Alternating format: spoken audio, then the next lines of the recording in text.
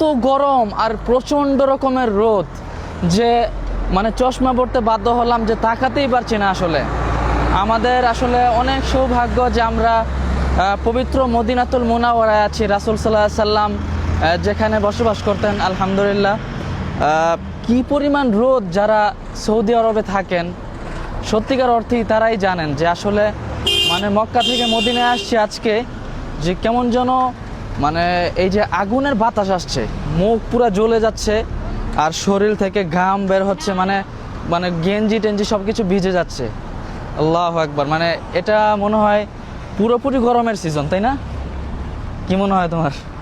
এখন তাও তো মোটামুটি বৃষ্টি পড়ে, আচ্ছা আর বেশি গরম পড়ে মনে হয়। কিন্তু ইয়া এই যে আল্লাহ। এই গরম মানে আমরা কয়েক মিনিট হাইটে আমাদের অসুস্থ হয়ে গেছি। চিন্তা করে দেখেন ভাই, বাংলাদেশে আমার মনে হয় এই জায়গার যে গরম, এই গরমের অর্ধেকও গরম হয় না। আল্লাহু আকবার, মানে এই গরমের মধ্যে রাসূলুল্লাহ সাল্লাল্লাহু আলাইহি সাল্লাম, আমাদের সাহাবা রাদিয়াল্লাহু তাআলা আনহু আজমাইনরা কিভাবে ইসলামের দাওয়াত পৌঁছে দিতেন।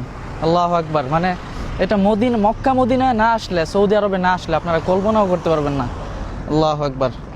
আল্লাহ আমাদেরকে বুঝার তৌফিক দান করুন।